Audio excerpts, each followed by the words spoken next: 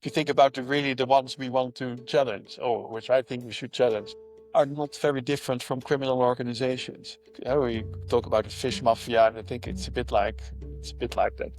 So I think you should actually be using these techniques, like organized crime techniques, to.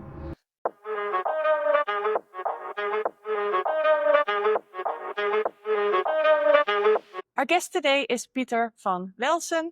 And if you're wondering why I am doing such a good job at pronouncing his name, it's because, just like me, Pieter is originally from the Netherlands. He currently works in Johannesburg, South Africa, where he is a senior lawyer with CMS. Pieter has recently finished a dissertation at the University of Hamburg with the title IUU Fishing and the Obligations of Vessel Owner States, a West African Perspective. Today we will be talking about his research, his findings, and his general experiences in law of the sea and fisheries. Pieter, thank you so much for being here today. Thank you so much for having me, and I'm very grateful that I can share some of the findings. Yeah, I know that you have a lot of knowledge on vessel ownership, and not just vessel ownership, but vessel ownership transparency, which is a very big topic right now in the fishery sector, and something that our audience would love to hear more about. You don't necessarily always work in the fishery sector day in, day out, so maybe sometimes don't see you at the same conferences. So that's why I was thinking I really want to make sure that we are able to shine a light on the important work and the important research that you've done here, and making sure that our audience is aware of that, because I'm sure there's a lot of great insights that you have there that we'll be talking about. Could you start maybe by telling us a little bit about yourself, your work, and how this inspired you to do this specific research? Now, I think, as you already mentioned, I'm actually working as a lawyer here in Johannesburg. Actually, I started my legal career quite a long time ago in 1990. And let's say my focus has always been more on commercial law, so on banking and finance law, which is not necessarily very much related to fisheries and other things, but that it gave me some kind of idea about, let's say, how the corporate world works, and also, let's say, how you can have different structures, and also how, let's say, companies sometimes hide activities or engage in criminal activities. Not that my clients did it, but it's how you always have to be aware that those things can happen. So basically, that is what I had been doing. And I started to have some projects in a very small West African country called South Tome and Principe. So I had some charitable projects there. And as a result of these kind of connections, I became the honorary consul of Sao Tome and Principe in the Netherlands. And I also then started to help them a bit with, let's say, public international law of the sea. But what happened actually in connection with my activities in Sao Tome, that I was there when a fishing vessel called the Thunder sank in the Sao Tome waters. It was deliberately sunk by its crew. It had been chased by Sea Shepherd from the Antarctic for about 110 days. And then basically the question was, okay, why did it happen? And who is responsible for all of this? Because the vessel did not longer have a flag state. It was deregistered, so it was stateless. And that actually meant that there was a crew, there was a master, people needed to be, there was violations of laws. So it was a bit like, well, how are you going to deal with these kind of situations? And then what I found interesting, and that actually inspired me, that one of the main activities, you could say, or main things that Sea Shepherd and also Interpol were doing at the time, is trying to find the real owners, the people actually that gave the instructions and that benefited from the fisheries activities. And that's how I started to think like, well, perhaps I should do a bit more in this area, and also look a bit like what is the position of these, let's say, the people behind the sea that actually finance or are engaged in this kind of illegal fishing activities.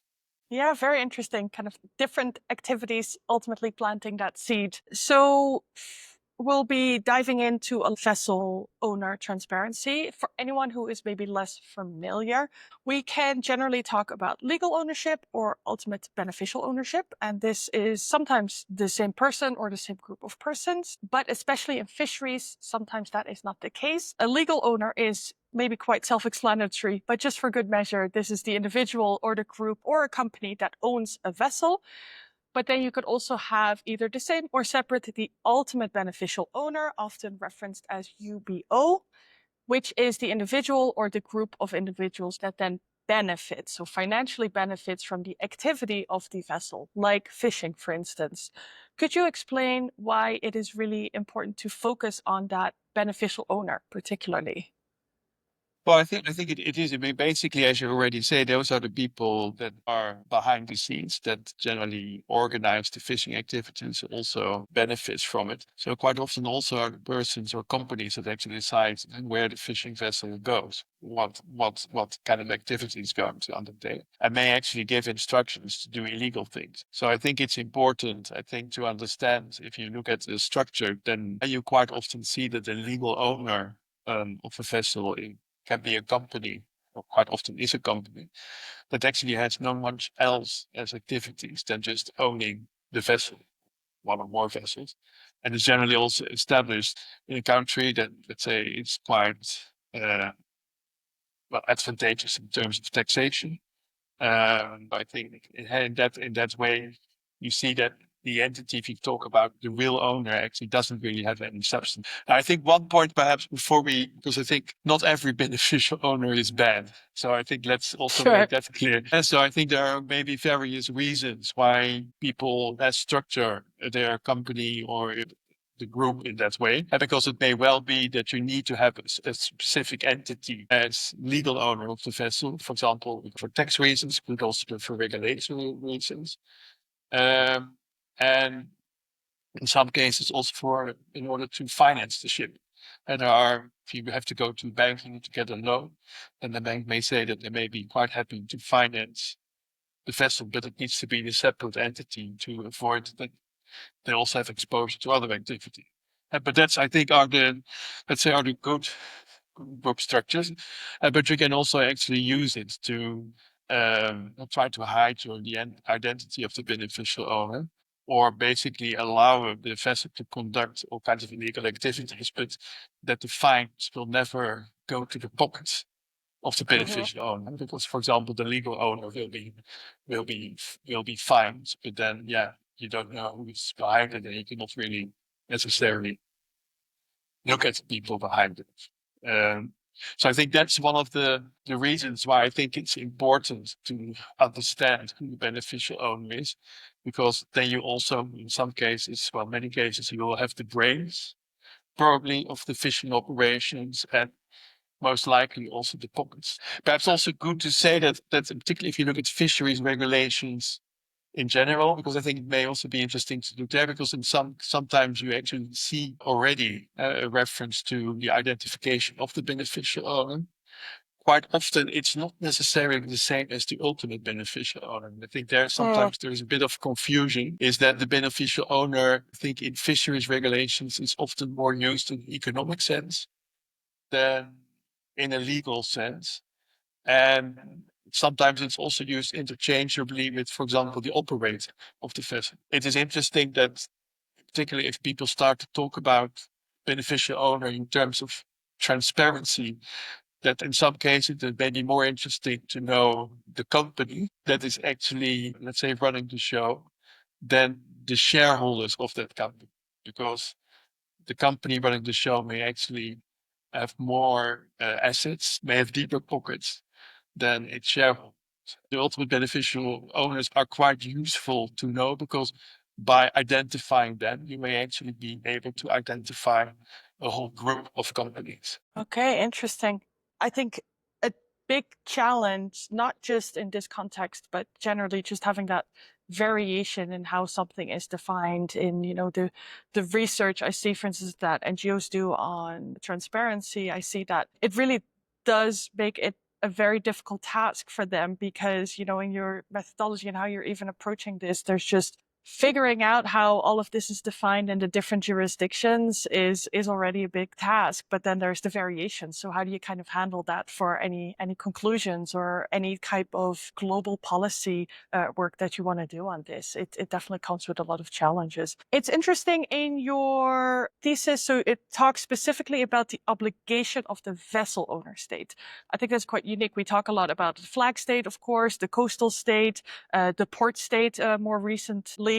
And you will see maybe in some cases, especially with, the existence of flags of convenience, the availability of open registry, that you'll see very often that the flag state is likely different than the state of the vessel owner. So can you explain why it matters so much to really focus on that particular state, on the state of the owner of the vessel? There are a couple of reasons. I think the first one is what you say. I mean, generally the flag state is supposed to actually exercise control over the vessel. It should have regulations and everything, kinds of rules in place that actually say what the vessel can do and cannot do. And I think if you look at the, let's say, current state of the law of the sea, it quite often sees that all these obligations are imposed in the flag state. So the flag state has to make certain that the vessel does not engage in illegal activities and complies with the rules of most of coastal states. That's a very nice rule. But I think if you look at from a practical perspective, in particular, if you look at these flags of convenience, and what you'll see is that there are quite a number of them that actually do not control the vessels. And so they basically allow these vessels and people involved to engage in illegal activities. And let's say either they don't act on purpose, because sometimes people actually choose these flags on convenient states because for one of the simple reason that they are extremely lenient. And they also have some kind of flag states that are developing states and where, like, well, they may have, let's say, the willingness of enforcing the regulations, but in practice they will not be able to do so anyway because they don't have the means to enforce. If you are on the high seas, they cannot follow me. If they are in other countries, they don't have lots of possibilities to challenge my illegal activities. And to give an example, there are even flat convenient states that are not even located at the sea. So we have seen quite a number of fishing vessels actually being flagged to Mongolia, where you just wonder, like, how are they ever going to enforce the regulations? They don't even have a port. So what can you do? So I think that is, let's say, one aspect for it. So you have flag states that are willing or not willing to do certain things, but there's also a kind of an interesting legal, you could say, problem. And that there is a kind of a very old rule that says that if you, as one state, basically tries to sanction a person who's located in another state, then you need the cooperation or consent of that other state to enforce. If you just look, let's say, at the flag state, so it may have rules in place that basically say that the owner of a vessel or even a beneficial owner of a vessel should control the vessels, cannot enter into illegal activities. Then the flag state, for example, could say like, well, we impose a fine for a violation of that rule on the vessel owner for, let's say, 1 million euros. But the vessel owner is, let's say, located in Spain.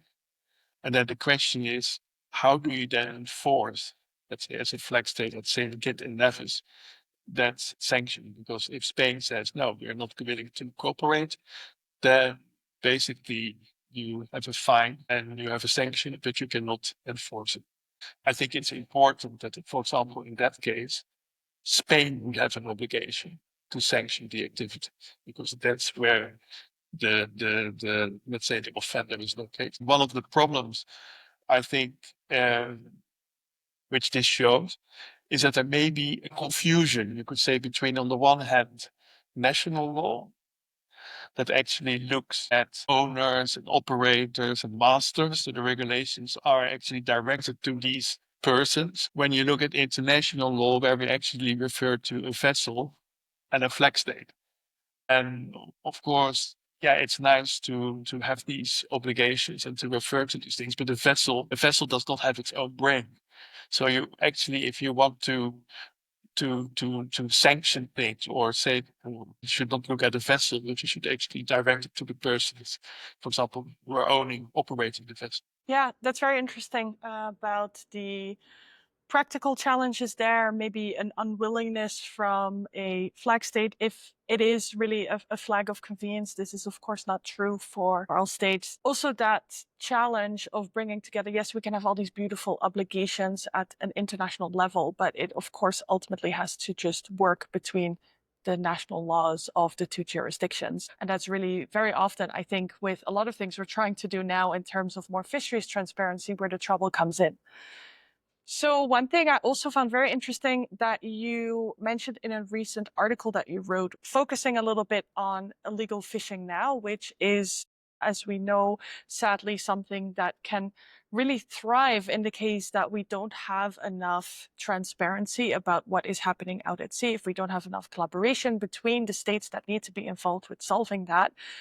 Something you mentioned was that sometimes in states, illegal fishing is not necessarily considered that much of a serious crime.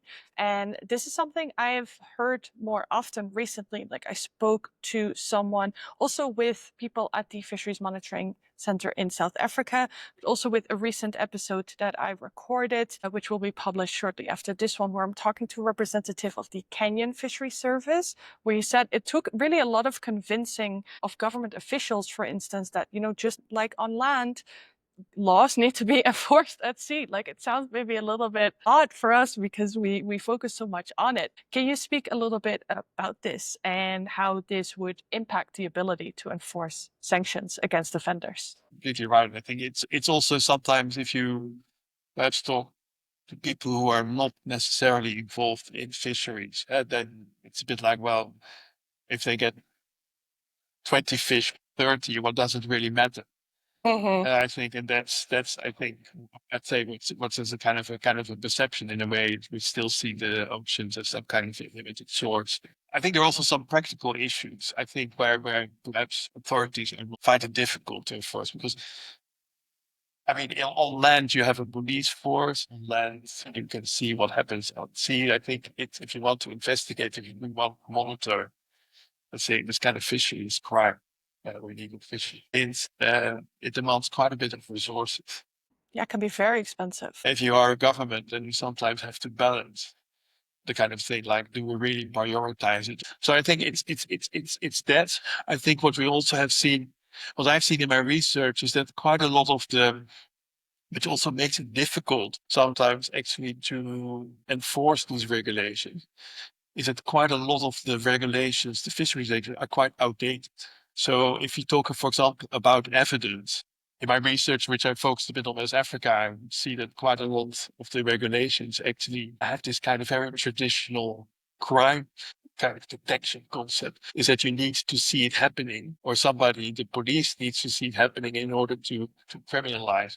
Then I think the other thing is, which actually some of the things we just discussed, is the fact like, well, it's nice, but if the people with the pockets are not located in the country, what's the point? We cannot really enforce it. So we cannot really do much about it. I must say, I mean, of course, there are domestic situations that may be different. So there may be, if that's also sometimes mean that it's a bit sad that quite often the small scale fishers are probably more subjected to penalties and fines than the industrial ones. I think there's also quite a strong fisheries lobby around.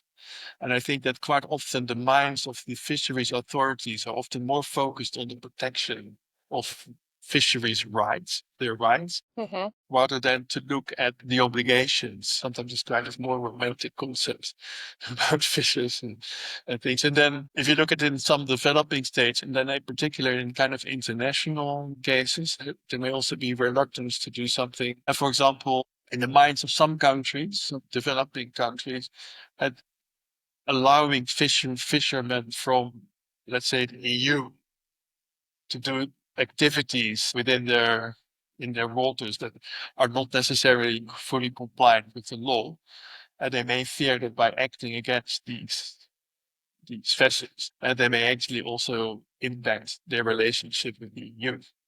And I think the similar things also, for example, with China. So it's sometimes you feel that And there's also a bit of impunity for, let's say, more diplomatic, political reasons.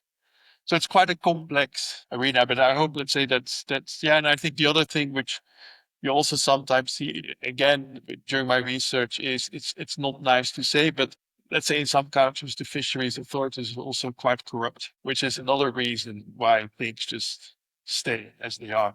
You know, you have, of course, some practical or legal challenges you can pinpoint. Like, you know, it is hard and expensive to enforce crime at sea. Of course, it's such an international sector. There will generally always be multiple states that have some claim of jurisdiction. The fisheries regulations, they may be outdated. So how they handle evidence, it may be not so much fit for at-sea operations, but also beyond those kind of challenges, you have, of course, corruption or bad governance, as we're supposed to say. You have politics, and you see that a lot, particularly when it comes to China. We know that there's challenges there, but somehow they've never gotten an IUU red or Yeah, yellow yeah, card, yeah. interestingly enough. But also culture. And that is something that I run into a lot with the legal analysis I do for some NGOs that are working in the space of fisheries transparency, where they're like, oh, but why is their practice different? Because what I'm telling them is that on paper, the laws are pretty much the same. And I can really only pinpoint it down to just a difference in culture, where there are some countries where there is much stronger empathy for, okay, there's a right to commercial activity. There's a right to like protect some of that information. There's a right for people to fish and benefit from the natural resources in that sense. And then you have other countries where it's more like you can exploit natural resources, but it ultimately belongs to the people, meaning that whatever you're doing there, we're going to fully transparently communicate about that to the rest of the Yeah. people. So it's really hard sometimes to pinpoint, but it will ultimately really, you know, law only goes so far, and you have to kind of put on that layer sometimes of whether it be in culture or politics. I think what sometimes also does not really help is, I mean, where you see laws being updated or changed. Generally, that's done in particularly in developing countries, also with assistance from, let's say, foreign consultants that may actually come with things that are not very practical. And so you can have a very, for example, you can have a very interesting, very up-to-date fisheries laws with everything there and providing for the most modern kind of technology for providing evidence. But of course, if the country doesn't have that technology, then Yeah, and I think in my experience, what I've found, and that's perhaps also one of the, let's say, the reasons why I started to look at it, is that you, again, in West Africa, what you see that there's quite a lot of assistance, consultancy, and everything being provided also by the EU to update, harmonize rules, improve technology, improve capacity, and so on. And yeah, it's nice. But then on the other hand, quite a number of these vessels that are engaged in illegal fishing are actually beneficially owned by people in the EU. in Spain. So Yeah. in Spain, for example. So it feels a bit like, it feels also a bit like that it's kind of, I would say, kind of a pointless exercise. But if you try to get people there enthusiastic to act against these violations, then yeah, it's also important that the countries that are supposedly more advanced and supposedly also care about this issue, that they also show locally that they do some, been involved in some of these situations. And I thought it was quite painful to see the efforts that local enforcement people have to go through and what they are told to do and everything else. And then you think like, yeah, but I mean, you could have taken action against, if you take action against that company in Spain Help or us in the more. Netherlands, that would help more. Yeah, yeah, exactly.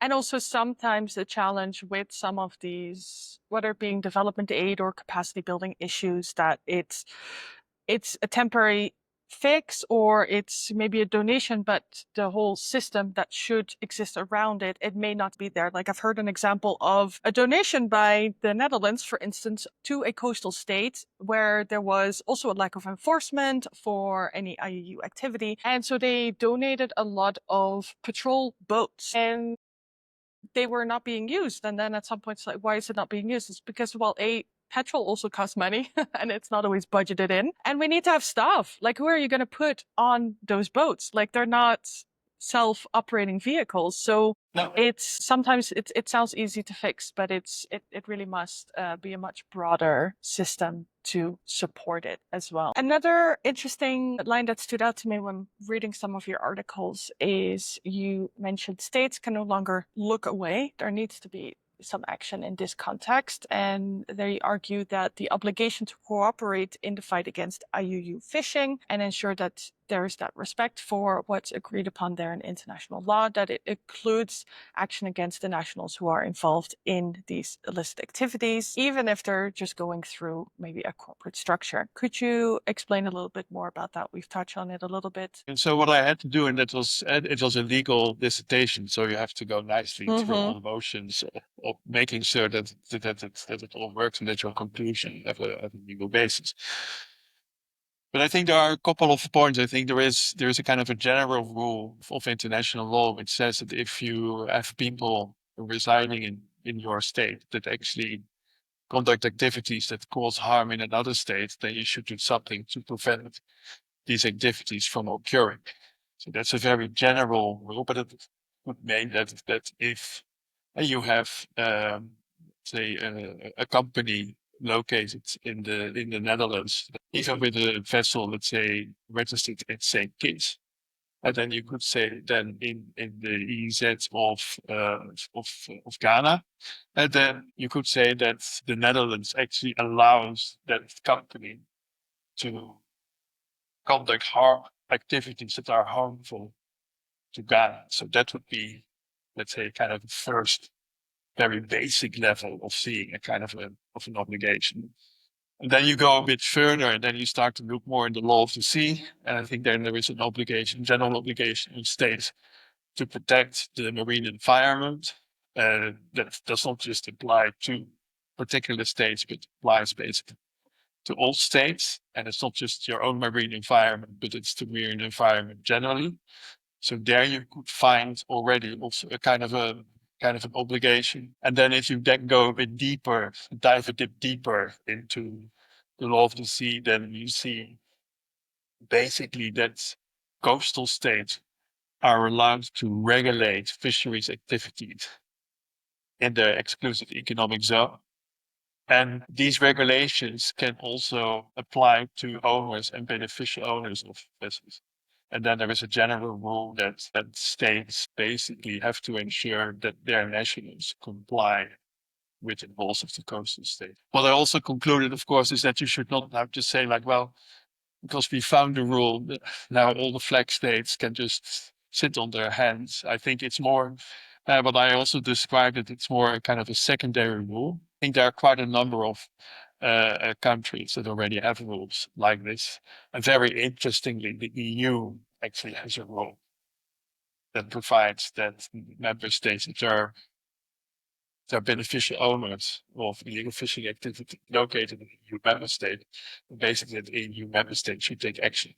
Very interesting. Also, how you mention the sometimes even a little bit of a risk where you find like, hey, we have this tool, but the thing is, you don't want that to then come at the expense of everything you were already trying to establish further, like flag states taking more responsibility as they should, because they are in many ways really the primary state to take that responsibility against IUU. You have found, legal routes and certain obligations for these states as well, and maybe an obligation in some jurisdiction then that they should act against their own nationals or citizens when they are benefiting from IUU fishing, which is positive, but also it rarely happens. Why do you think states are so reluctant to use this legal route? Well, you could also say like they still have to be aware of the route that it exists.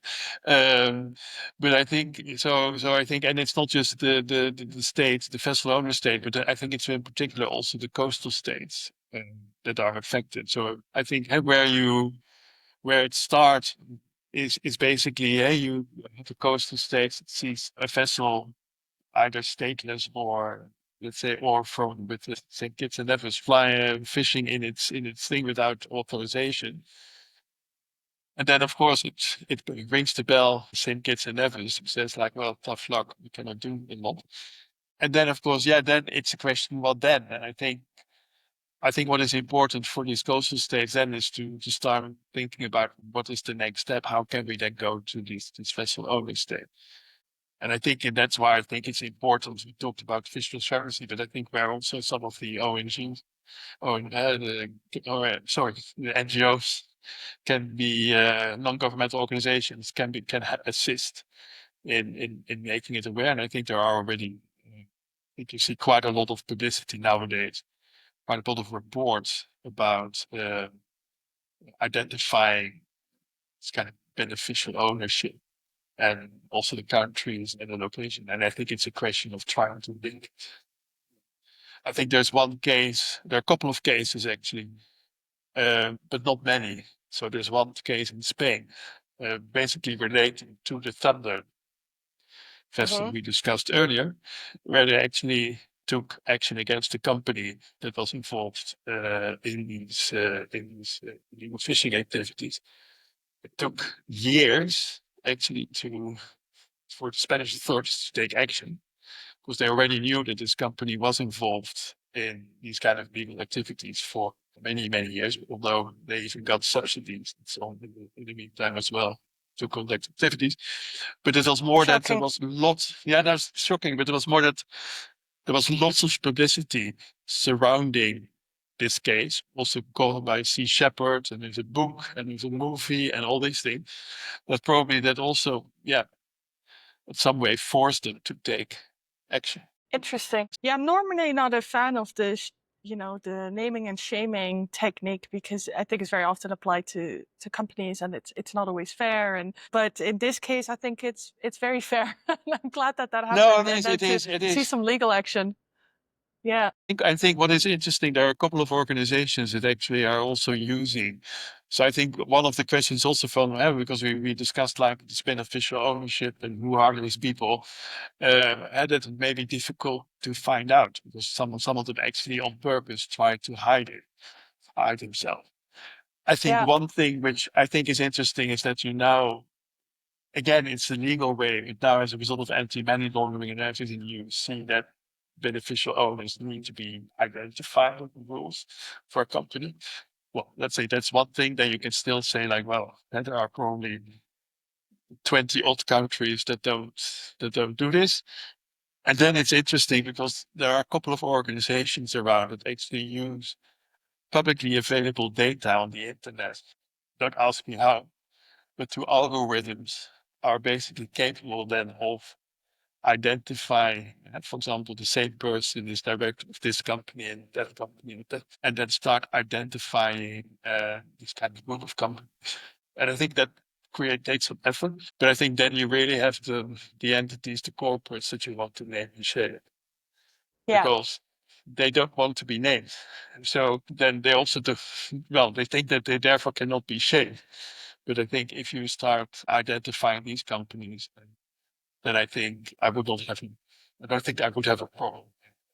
No, certainly. I mean, in the context of IUU, I certainly wouldn't have any issues with that. We live in such unprecedented times in terms of what technology can do for us in terms of that analysis that's required to identify these cases of IUU phishing, and that's really really promising. And it makes it all the more important, I think, to have a lot of these discussions around where we can give transparency that's ultimately needed, because if you have to base it on data. So really interesting, very promising, and maybe we are looking at a very bright future and can eradicate IUU fishing. Let's hope. For Let's now, hope so. we Yes. still Yeah. have a Yeah. lot of issues. So one question I had as well, so we talked a lot about the state in which the vessel ultimate beneficial owner is registered. Of course, a lot of illegal fishing also happens outside of economic exclusive zones, the EEZs, and on the high seas, where we know that regional fisheries management organizations play a very important part. So, with these, beyond the state obligations, do you have any particular thoughts on what can be done in the context of RFMOs and what role they can play in supporting states to act on, providing more of that beneficial ownership transparency? I think it's a simple thing is that they should actually, and I think national authorities already do that, but ask disclosure And I think in some ways you can also think, which again national laws do, is also impose obligations on beneficiaries so that the regulations do not just, because I think RFMOs are a bit strange. I think in this, well, they're not strange, but quite often they bit imitate, let's say, the law of the sea language and things. So they refer to vessels and as the kind of the entity or something that the person that has the right and obligations. And I think they should start focusing a bit more on whereas the operators and the fish owners and actually direct rules to these entities or to these persons. And I think, and the other thing is, you should probably also think about having some kind of sanction mechanism. So that is this concept of non-cooperating states, which we quite often refer to flag states, but you can also have non-cooperating vessel owner states. So basically, by basically saying like, well, we know you have to disclose beneficial ownership. We see that they are located, let's say, let's take another country in Portugal.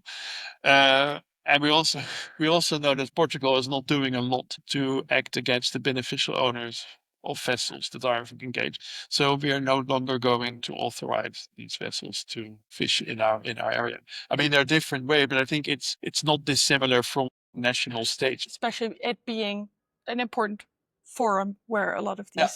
these states come together, and they can have quite a bit of leverage, you know, with some, like with observer coverage. You very often see that coming from RFMO requirements or you know, VMS data disclosure, etc. Yeah, and for example, also say like, and as I say, you can also you need to have the connection because they're basically, unfortunately, they do not really have enforcement powers in the sense that they can send people to prison or fine. So they're still dependent on their member states to do that. So I think there needs to be some form of coordination and making certain that, for example, what they consider to be a criminal activity is also under the national laws of these countries that fish is a flag state or beneficial owns also a crime.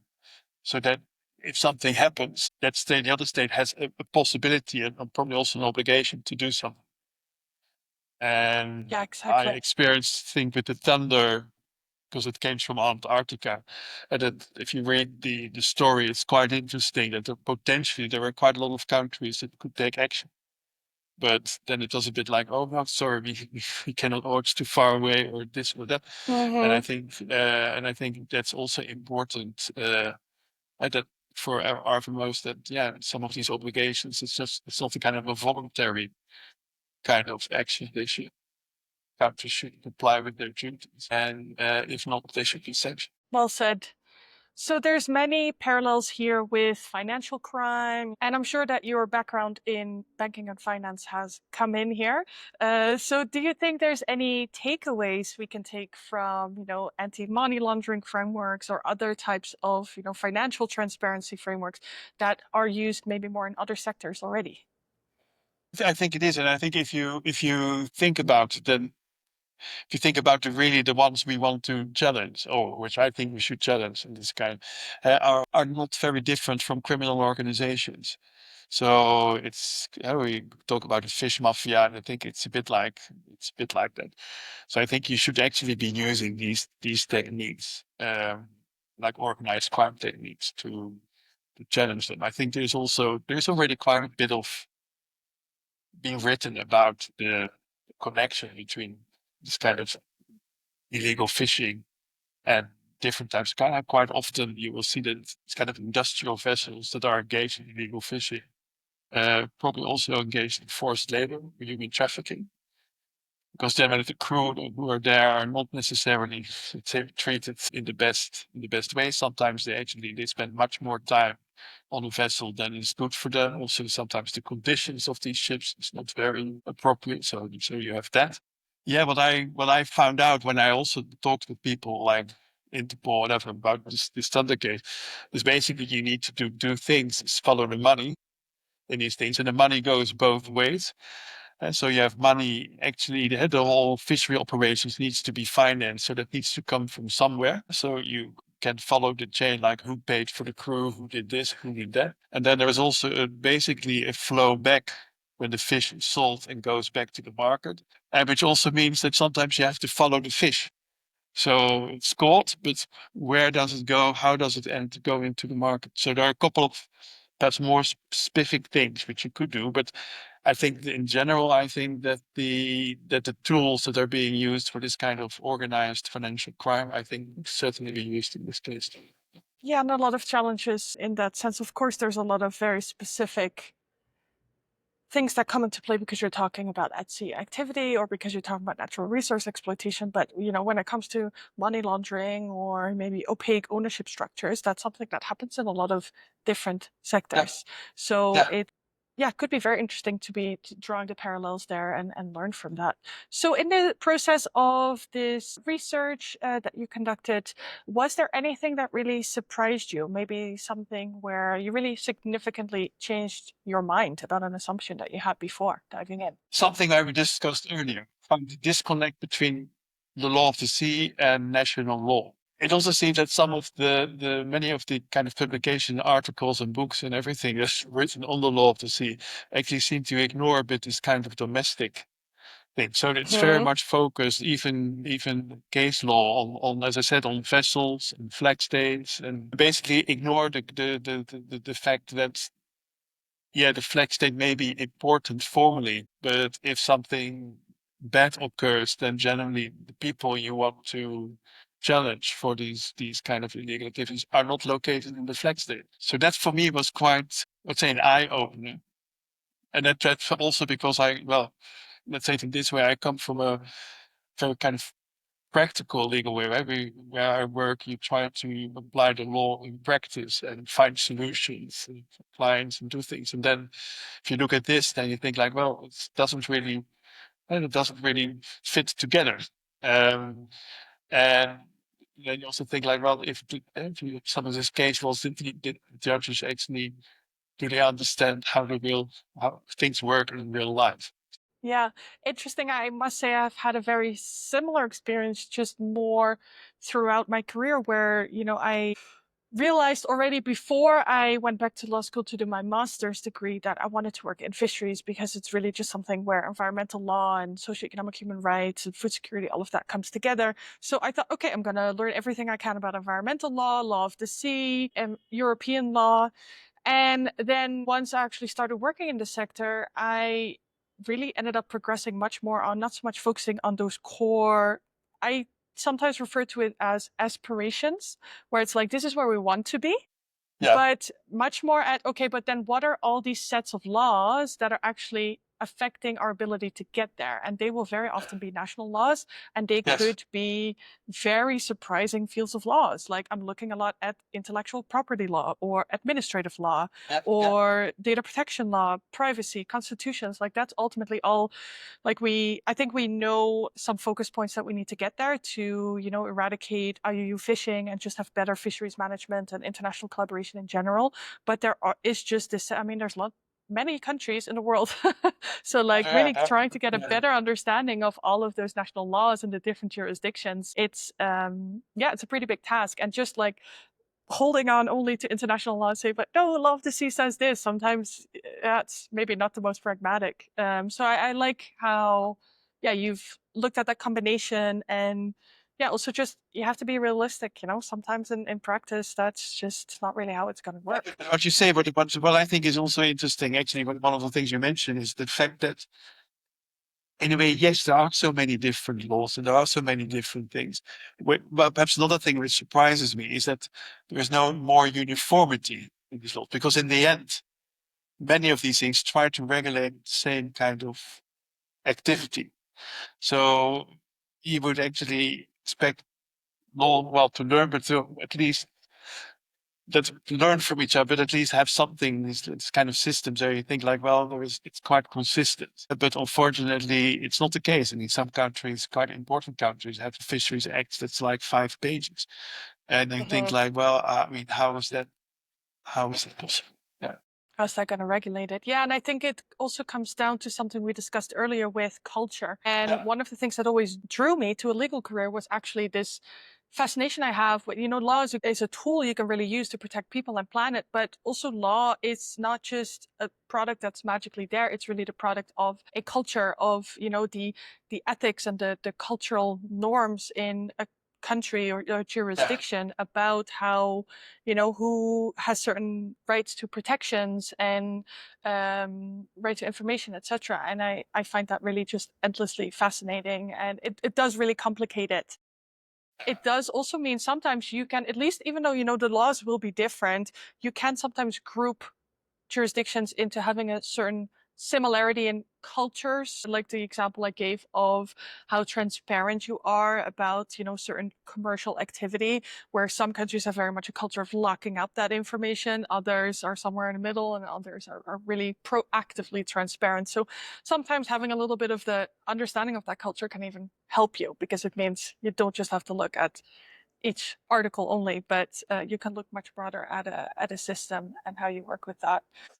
In your research, you focused particularly on West Africa and their EEZs. Why did you pick this focus? Well, first, I think the reason for West Africa is that it's one of the, let's say, most affected regions for illegal fishing. So I think that was one of the reasons why I thought, like, well, it's better to start focusing on an area where it really matters, rather than doing something more abstract. So I think, and also I think, the South Tome and Principe, as I mentioned, was also so where actually it all started. My research is also based in that region. So I thought, like, well, that's a good way, a good starting point. And I think what was also interesting, I think also what we discussed a bit, is that there are countries with different legal traditions. So the French speaking, the English speaking. But I think if you want to enforce rules, it's always good to have a state, a country that actually is affected by illegal fishing and can do something against it. I think South Africa has lots of states. It's also lots of EEZs. And that also means that it makes it the research question, you say, a bit easier, because you can basically say, like, well, if illegal fishing occurs, then it's clear that the state is affected by it, which is different than from the high seas. But I also think that, let's say, that the conclusions themselves are not very different. So I think, but you need to have some kind of framework to look at. And I think it's quite interesting, because I think in my dissertation I also suggest certain things that countries can do. Yeah, West Africa is indeed a very interesting region, partly because it is affected, sadly, and fisheries is just really important for the coastal communities there. There's also, I did notice, quite a bit of variety in what the fishery sector exactly looks like in the different countries, and also to what extent they do a lot of fish processing themselves, for instance. And I focused a lot on it as well earlier in my career, so it makes a lot of sense. And yes, and when you're writing a thesis, you have to focus. You have to focus on something. And I think what is interesting is that you also basically, it is a region where so you could say the victims and the offenders in flag states may be neighbors. So it offers flags of convenience. And for example, there are countries that actually also actively allow their own fisheries regulations to be circumvented by foreign parties. So it's quite an interesting region, I think, to research. I recently wrote an article about the distant water fishing by Europe under the Sustainable Fisheries Partnership Agreements, and read a statistic that in West Africa, I think it was around 70% of the foreign fishing taking place there is from Spanish flagged vessels. Yeah. So Yeah. yeah, as you say, right, they're right there, right? So they're really close to each other. In that sense, it's almost not really distant water. It's not that distant No, no, for no, no. someone to It's be it's fishing there. it's close. You've learned a lot about this topic, and I think a topic that has a lot of interest and momentum now. I see a lot more discussion around this topic than a few years ago. If you were asked to give a Ministry of Fisheries in a fishing nation to give some advice on this topic, what would your main points of advice be? I think one important thing is you need to have quite updated fisheries regulations. I recently looked, for example, at, it's not in West Africa, but the fisheries laws of Mauritius. They're really interesting actually to study, because they basically reflect most of the principles that we have been discussing, and are also international case law and everything. So it's quite up to date. I think what also is important for states is actually to understand the distinction between, let's say, you have different types of illegal fishing. So you have illegal fishing where vessels come without authorization and just go ahead and fish. But you also have illegal fishing where they actually allowed the vessels to fish, but these vessels do not comply with their regulations. And I think the first one, the without authorization, well, you need to have some kind of special things to deal with that. But in particular, if you look at the ones where they have authorization, I think there are many more things states can potentially do to ensure compliance. They can ask for guarantees, like bank guarantees, other things to cover fines, sanctions. I mean, you need to have a way of imposing sanctions. So I think one way is that you need to find ways in doing that in an easy way. So, for example, if you have to go through all kind of court procedure in order to impose a fine, then yeah, that makes it very complicated and difficult. So I think that they should modernize that. I think also when I did my research, quite often they complain about what other states are doing, but then if you look at their regulations, then basically potentially they are not able actually to regulate the activities of their fishers in other zones. So I think if you want, you need to have some kind of consistency in your rules that what you want others to do, you should also be able to do yourself. I think in particular for the more developing countries, because I don't think you can go to court, to the international court. It's very expensive, very difficult to do that. It takes years, and then you do not know what actually happens because you have one country that's guilty, but then there may be 154 or whatever others that can still do what they want. So I think what is important, I think what we discussed earlier, the kind of naming and shaming, perhaps together with some non-governmental organizations and other things, I think is important. And that people are aware what's going on, and also name and shame countries. That's which we already did a bit during this conversation. It's impossible to talk about this and not accidentally shame some countries. but but I think that's also I think important. Yeah, you cannot just sit there and cry and say, "Oh, what bad things are happening to me." I think some of these fishing authorities really, and again, some of the topics we discussed, you should see it as something serious, as national authorities, as Minister of Fisheries, you want to deal with. So that would be well, it's a bit of law advice, but that's something I would No, I think suggest. that's excellent, and it's also just good to see that you can come to an advice, because that says that there are tangible things that could be done better in order to achieve progress in this, and also not just advice for governments, but you also gave some advice for NGOs that this is actually something where NGOs have a big role to play to support states Yeah. and maybe create some of that capacity and helping with that naming and shaming and getting that, known illicit activity, getting that out there and, applying in that sense also a bit of a pressure to states, like we've seen in the case that you discussed with Spain. Well, that was also one of the things which I found a bit frustrating. That if you read all these reports that are coming out by the NGOs, actually identifying beneficial owners, and then it's a bit like, yeah, but what now? You have Mm-hmm. them, you have the states, but what is the next step? Because it's nice to Yeah. have that information, but if it's just information, and it's a bit like, oh, it's so bad, it's so sad, and so on. Yeah, but you need to find a way to actually deal with it, and that's perhaps my Mm-hmm. practical, my legal practice kind of thing. Is that you think like, okay, you have the law, you have this, you have a Now problem, what? and you need to find a solution. Yeah, you need to do something with Yeah, it. You cannot exactly. just look at it and say it's a problem. It's not a painting or whatever that you can look at it and see.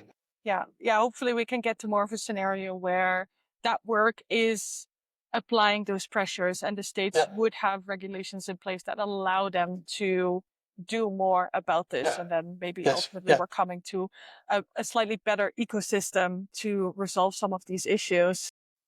No, So, certainly. looking at the future, wrapping up our conversation today, what is your prediction? Like, having focused a lot on this particular field in the last years, do you expect we will see meaningful change in the context of ownership transparency and maybe some enforcement in the near future? I think I started this, let's say, the project like 4 or 5 years ago, and I think since then I already see, let's say, that it has created some momentum. I think there are different levels You see things happening. I think also the EU starts to realize that they need to take some form of action. I think the term beneficial ownership and transparency, I think if you go on LinkedIn or whatever kind of thing, it pops up, or well, I wouldn't say ever, but it pops up very regularly.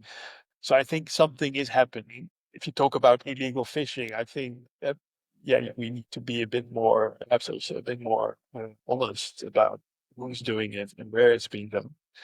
Uh, Actually, I think the PRC just became party or ratified the Port States Measures Agreement. So I think there are positive things happening. So at least, I mean, for the time being, I see progress. Yeah, no, agreed. Yeah. Yeah.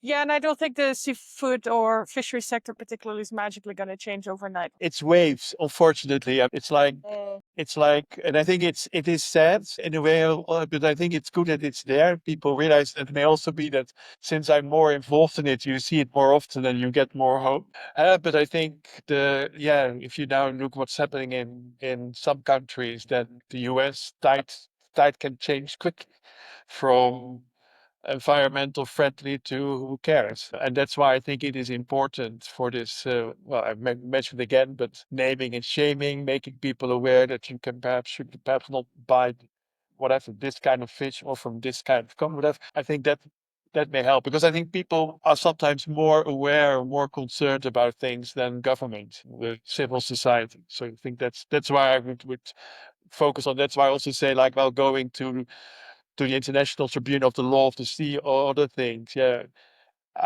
yeah, you could potentially do if you have these variants, but I think it's difficult, and you also see now, let's say, quite often also with the climate change and everything, that you have concerned civil society even going through national courts to force countries to do it. And I think that would be, in my view, would be a way of dealing with it. So in my old age, I'm getting a bit activist. Yeah, and it's a great time. You see a lot of environmental litigation happening and even sometimes Yeah, focused on oceans. So that's all very promising.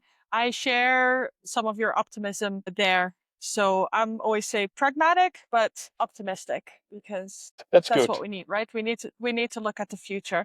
So with that final look forward, we are going to wrap up our conversation today. And I want to thank you so much for sharing your findings, and it was really great to hear all about this. Great. Thank you so much. Thank you very much for giving this opportunity. Thank you for listening to the Natural Justice Podcast. If you've enjoyed this episode, don't forget to subscribe on whichever podcast platform you're using. Not only does this support our channel, it also makes sure you never miss an episode.